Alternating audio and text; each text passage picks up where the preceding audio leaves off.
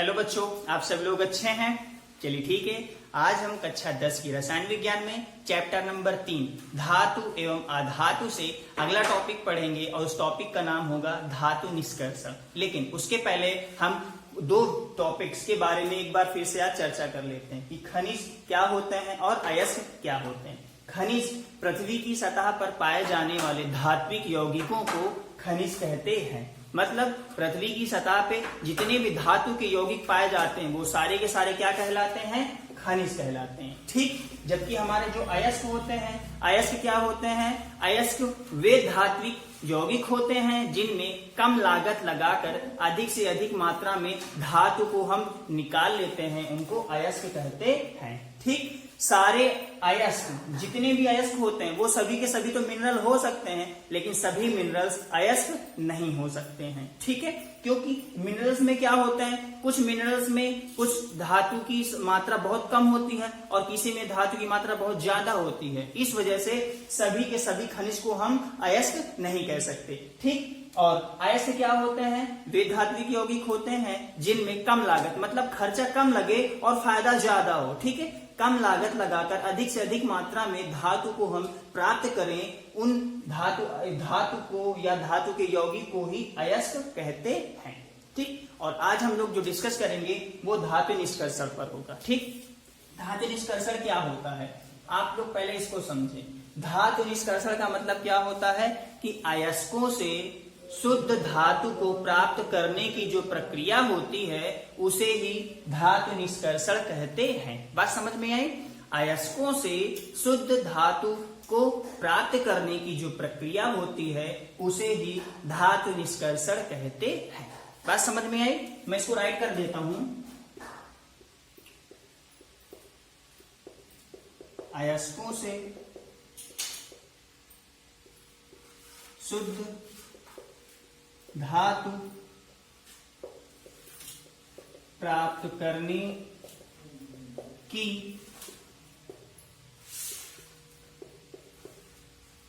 प्रक्रिया को धातु निष्कर्षण या इसी को धातु कर्म भी बोलते हैं। क्या बोलते हैं? धातु कर्म कहते हैं। बात समझ में आई? मतलब कि अयस्कों से शुद्ध धातु को प्राप्त करने की प्रक्रिया को ही धातु निष्कर्षण या धातु कर्म, मेटलर्जी, इसी को मेटलर्जी बोला जाता है। मेटलर्जी इसी को कहते हैं। ठीक, अब हम लोग देखते हैं कि आखिर धातु का निष्कर्षण कैसे होता है। ठीक, देखिए भैया, कोई भी अयस्क है, ठीक है, तो उससे शुद्ध धातु को प्राप्त करने के लिए हमें कई चरणों से होकर के गुजरना होता है। ठीक है, उसको सबसे पहले सांद्रित करना है, सांद्रित करने के बाद उसमें निस्तापन करना है या भर्जन करना है, उसके बाद हमको शुद्ध धातु प्राप्त होते हैं। तो ये क्या होता है, एक लंबी प्रोसेस होती है जिसको आज हम केवल और केवल पिक्चर के माध्यम से समझने की कोशिश करेंगे। ठीक है, अगर आपको पिक्टोरियल समझ में आ गया तो जब हम उसको सेपरेटली एक्सप्लेन करेंगे तो वो बहुत अच्छे से समझ में आ जाएगा। ठीक है, चलिए। अच्छा, जो अयस्क होते हैं भैया वो क्या होते हैं? मुख्यतः इसको कर लेते हैं। जितने भी हमारे धातु के अयस्क होते हैं, ठीक है, वो क्या होते हैं? या तो क्लोराइड के रूप में होते हैं। किस रूप में होते हैं? क्लोराइड। जो हमारे अयस्क होते हैं वो मुख्यतः क्या होते हैं? क्लोराइड के रूप में, या तो कार्बोनेट के रूप में, या तो सल्फाइड के रूप में, या तो सल्फेट के रूप में। मतलब जितने भी हमारे धातु अयस्क होते हैं वो मुख्यतः क्लोराइड के रूप में, कार्बोनेट के रूप में, सल्फाइड के रूप में या सल्फेट के रूप में पाए जाते हैं। ठीक है, अब उनका शोधन या उनसे शुद्ध धातु को कैसे निकालते हैं, ये हम लोग शुरू करते हैं। ठीक, तो जो हमारे धातु अयस्क होते हैं उनका सबसे पहले क्या किया जाता है, उनका सबसे पहले सांद्रण किया जाता है। क्या किया जाता है, धातु अयस्क का सबसे पहले क्या किया जाता है, सांद्रण। क्या करते हैं, सांद्रण। सांद्रण का मतलब ये होता है कि उनमें से गंदगी को हटाना। जैसे आप लोगों ने देखा होगा कि जब आप चावल को पकाते हैं तो चावल को पकाने के पहले उसमें पछोरा जाता है, जिससे उसके धूल के कण निकल जाते हैं। उसके बाद उसको हाथ से बहुत सारे जो कंकड़ मिले हुए होते हैं उनको हटाए जाते हैं। तो ऐसे जो हमारे धातु अयस्क जब पृथ्वी के परपटी से या भूगर्भ से निकाला जाता है तो उसमें बहुत अधिक मात्रा में बालू, मिट्टी, कंकड़ मिले हुए होते हैं। ठीक है, तो उन अयस्कों से बालू, मिट्टी या कंकड़ को अलग करने को ही सांद्रण बोलते हैं। क्या बोलते हैं, सांद्रण। ठीक है, और ये जो सांद्रण की प्रक्रिया होती है ये भी कई प्रकार की होती है, जैसे फेन प्लवन विधि हो गया। क्या हो गया, फेन प्लवन विधि हो गई, या चुंबकीय पृथक्करण विधि हो गई। चुंबकीय पृथक्करण विधि, इनके द्वारा क्या किया जाता है, जो अयस्क होते हैं उनमें से धूल मिट्टी के कण को अलग कर दिया जाता है और शुद्ध अयस्क को अलग कर लिया जाता है। ठीक है, अच्छा, ये जो हमारी फेन प्लवन विधि है या चुंबकीय पृथक्करण विधि है, इस पे हम लोग कक्षा 10 में डिस्कस नहीं करेंगे। क्यों, क्योंकि इसका सिलेबस हम लोगों में बस केवल इतना बस जानकारी के तौर पे आपको बता दिया गया है, बाकी इसका कोई भी प्रकार का चर्चा हाई स्कूल में नहीं किया गया है। ठीक, अच्छा, जब हम धातु अयस्क का सांद्रण कर लेंगे तो सांद्रण करने के बाद जो हमारे धातु अयस्क हैं उनको एक्टिविटी या क्रियाशीलता के आधार पर इनको 3 भाग में डिवाइड कर दिया गया है। कितने भागों में डिवाइड किया गया है, 3 भागों में डिवाइड कर दिया गया है। जिसमें से पहला जो पार्ट है वो क्या है, उनमें वे धातु के अयस्क रखे गए हैं जो बहुत ही ज्यादा सक्रिय होते हैं, मतलब अत्यधिक सक्रिय धात्विक अयस्क। अच्छा, अत्यधिक सक्रिय कौन कौन सा धातु होते हैं, जैसे हमारा सोडियम हो गया, पोटेशियम हो गया, कैल्शियम हो गया, मैग्नीशियम हो गया आदि। ठीक है, मैं इसमें राइट कर, जैसे सोडियम हो गया, पोटेशियम हो गया, कैल्शियम हो गया, मैग्नीशियम हो गए आदि। ठीक है, इन सभी धातु के जो अयस्क होते हैं वो सारे के सारे क्या होते हैं, उनको अलग रख दिया गया। ठीक, उसके बाद सेकंड नंबर में आते हैं मध्यम सक्रिय। मध्यम सक्रिय का मतलब क्या होता है, वो तो ना तो ज्यादा सक्रिय होते हैं और ना ही बहुत ज्यादा कम सक्रिय होते हैं, मीडियम के होते हैं धातु अयस्क। इनमें जैसे हमारा जिंक हो गया, आयरन हो गया, निकिल हो गए आदि। ठीक है, इन सारे धातु के यौगिक को अलग रख दिया गया। और जो तीसरा था वो क्या था, सबसे कम सक्रिय धातु अयस्क।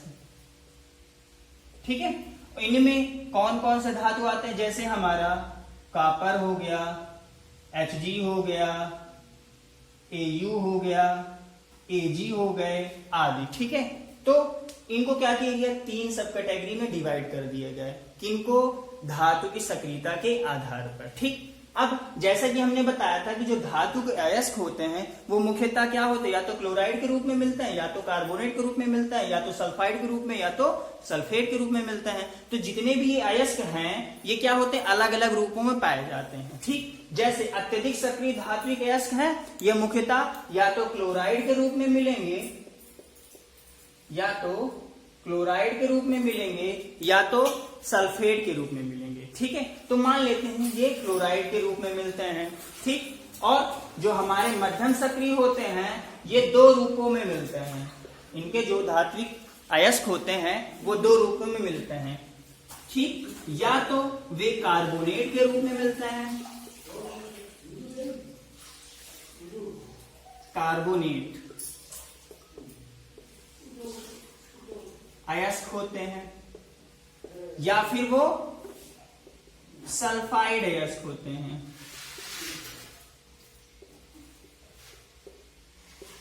ठीक है, जो हमारे मध्यम सक्रिय धातु अयस्क होते हैं ये दो रूपों में मिलते हैं, या तो कार्बोनेट के रूप में होंगे या तो सल्फाइड के रूप में होंगे, ठीक। लेकिन जो हमारे सबसे कम सक्रिय होते हैं धातु अयस्क, ये सिर्फ और सिर्फ सल्फाइड के रूप में ही मिलते हैं। किस रूप में मिलते हैं?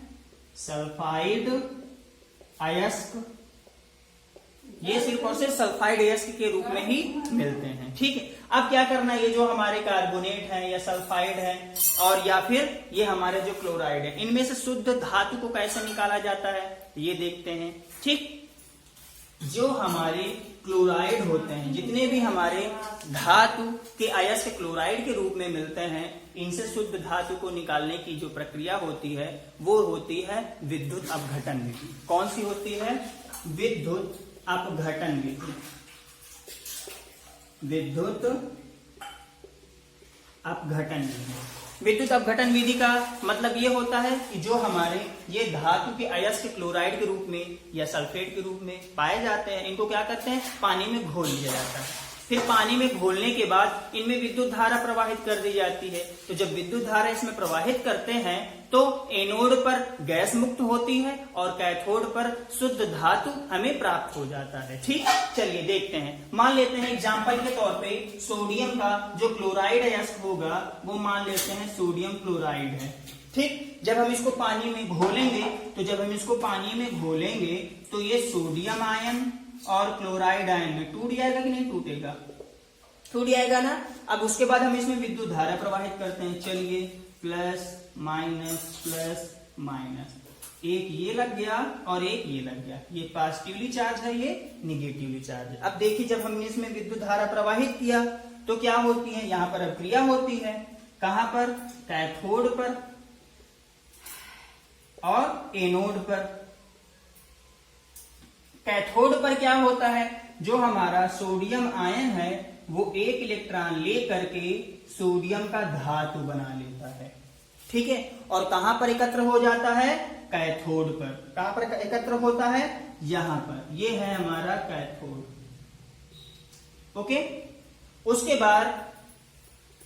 बाद एनोड पर देखते हैं। एनोड पर क्या क्रिया होती है? जो हमारा क्लोराइड आयन होता है वो क्या होता है? क्लोरीन का गैस बना लेता है, Cl2 बनाता है और साथ में 2 इलेक्ट्रॉन को मुक्त करता है, ठीक। तो जो क्लोरीन गैस है ये एनोड की ओर से निकल जाएगा और जो हमारा सोडियम धातु है वो कैथोड पर जाकर एकत्र हो जाएगा, जिसको हम लोग सावधानी पूर्वक अलग करेंगे, ठीक। ये बात तो आधात्विक सक्रिय जो हमारे अत्यधिक सक्रिय धात्विक अयस्क थे उनमें से हमने देखिए सोडियम का धातु मुक्त कर दिया बहुत आसानी से, ठीक है। इसके द्वारा विद्युत अपघटन विधि के द्वारा, ठीक। अब चलते हैं हम लोग मध्यम सक्रिय की ओर। मध्यम सक्रिय में क्या होता है? मध्यम सक्रिय में जो हमारे धातु अयस्क होते हैं वो या तो कार्बोनेट के रूप में मिलते हैं या तो सल्फाइड अयस्क के रूप में मिलते हैं, ठीक। तो जो हमारे कार्बोनेट अयस्क होते हैं इनको हम लोग क्या करते हैं? इनको हम लोग निस्तापन विधि के द्वारा क्या करते हैं? निस्तापन विधि के द्वारा गर्म करते हैं, ठीक। जब हम इनको निस्तापन विधि के द्वारा गर्म करते हैं तो ये क्या होते हैं? जो हमारे कार्बोनेट अयस्क होते हैं ये ऑक्साइड में परिवर्तित हो जाते हैं। जैसे कि एग्जांपल के तौर पे मैं लेता हूं जिंक कार्बोनेट है, ठीक। जिंक कार्बोनेट को हमने क्या किया? गर्म किया। निस्तापन कर रहे हैं भैया। निस्तापन में क्या होता है? आप ध्यान देना, निस्तापन की जो प्रक्रिया होती है उसमें हवा उपस्थित नहीं होती है और उसको जो गर्म किया जाता है वो धातु के गलनांक से कम गर्म किया जाता है, ठीक है। तो जब हम इसको गर्म करेंगे तो ये क्या बना लेगा? जिंक ऑक्साइड बनाएगा और कार्बन डाइऑक्साइड जो गैस है वो मुक्त हो जाएगी। बात समझ में आई? और किस रूप में मिल गया? ऑक्साइड के रूप में। किस रूप में मिला? ऑक्साइड के रूप में। ऐसे ही जो हमारे सल्फाइड अयस्क होते हैं इनमें क्या करते हैं? भर्जन करते हैं। क्या करते हैं? भर्जन की क्रिया करते हैं। भर्जन की क्रिया भी क्या होती है उसको भी देख लेते हैं। जो भर्जन की क्रिया होती है इसमें क्या करा जाता है कि जो हमारे धातु के सल्फाइड अयस्क हैं, जैसे मैं जिंक की ले लेता हूं, जिंक सल्फाइड है, उसको क्या करते हैं? प्रेजेंस करते हैं ऑक्सीजन की, मतलब हवा की उपस्थिति में उनको गर्म करते हैं। मतलब यहाँ पर O2 लेकर के जिंक सल्फाइड को गर्म करेंगे। जब गर्म करेंगे तो जिंक सल्फाइड जिंक ऑक्साइड में टूट जाता है और साथ में जो हमारा ये सल्फर है वो सल्फर डाइऑक्साइड बन करके उड़ जाता है। ठीक, तो इसको बैलेंस करने के लिए ऐसे, ठीक है। अब देखिए निस्तापन से भी हमको जिंक ऑक्साइड मिला, मतलब धातु का जो कार्बोनेट अयस्क था वो किसमें टूट जाता है, ऑक्साइड में। किसमें टूट जाता है, ऑक्साइड में। और जो हमारा सल्फाइड अयस्क होता है इसमें भर्जन क्रिया के दौरान भी ये किसमें टूट जाता है, ऑक्साइड के रूप में टूट जाता है, ऑक्साइड के रूप में। फिर बाद में इन दोनों के जो ऑक्साइड्स होते हैं उनको क्या करते हैं, परिष्कृत कर लिया जाता है। परिष्कृत का मतलब क्या होता है, इसमें एक स्पेशल विधि होती है, जैसे बेसेमर हो गया, हमारा क्या हो गया, बेसेमर। बेसेमर एक भट्टी होती है जिनमें ये अयस्क, ये जो हमारे धातु के ऑक्साइड है इनको डाल दिया जाता है और जब गर्म करते हैं तो उनमें क्या होता है, ऑक्साइड गैस बनकर के उड़ जाती है और शुद्ध धातु हमको प्राप्त हो जाता है। ठीक, बात समझ में आई। ऐसे ही हमारे जो ये सल्फाइड अयस्क होते हैं सबसे कम सक्रिय धातु वाले में, इनको भी क्या करते हैं, भर्जन की क्रिया में शामिल करते हैं। जब इनमें भर्जन की क्रिया शामिल की जाती है तो इनमें भी क्या होता है, जो सल्फाइड अयस्क है वो किस में टूट जाते हैं, ऑक्साइड में। जैसे मैं बात कर रहा हूं Hg का, ठीक है, Hg सल्फाइड HgS है, ठीक है। जब भर्जन कराते हैं तो ऑक्सीजन की उपस्थिति में भर्जन कराई जाती है। ठीक, जब हम इसको गर्म करेंगे, जब गर्म करेंगे तो क्या बन जाएगा, HgO मर्क्यूरिक ऑक्साइड बना लेगा और साथ में सल्फर डाइऑक्साइड गैस बन करके उड़ जाएगी। ठीक, तो हमें ये जो मर्क्यूरिक ऑक्साइड मिला है इसको भी क्या करते हैं, परिष्कृत करते हैं। मतलब इसको भी क्या करते हैं, भट्टियों में डाल करके शुद्ध कर लेते हैं, जिससे हमको शुद्ध धातु प्राप्त हो जाती है। क्या मिलती है, शुद्ध धातु। ये जो हमारे ऑक्साइड है ये भी धातु हैं, लेकिन किस रूप में मिल रहे हैं, अशुद्ध के रूप में। ठीक, ये जो हमारे जिंक ऑक्साइड मिला था इसमें और इसमें भी जो हमें जिंक ऑक्साइड मिला था वो दोनों कैसे हैं, अशुद्ध धातु होते हैं। कैसे हैं, अशुद्ध धातु हैं।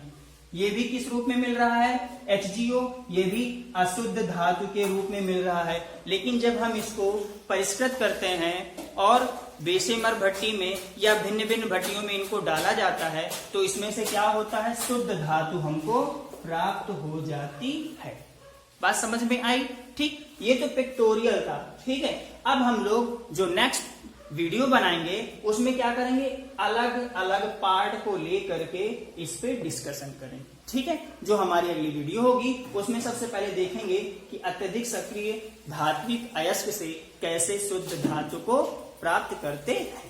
ठीक है भैया, अब मिलते हैं फिर आप लोगों से नेक्स्ट वीडियो में। अगर आप लोगों को कोई प्रॉब्लम है या कोई टॉपिक समझ में नहीं आ रहा है तो आप मुझे इन्फॉर्म करें, मैं उस पर जरूर कोई ना कोई सोल्यूशन प्रोवाइड कराऊंगा। ओके बेटा, मिलते हैं नेक्स्ट वीडियो में, तब तक के लिए बाय।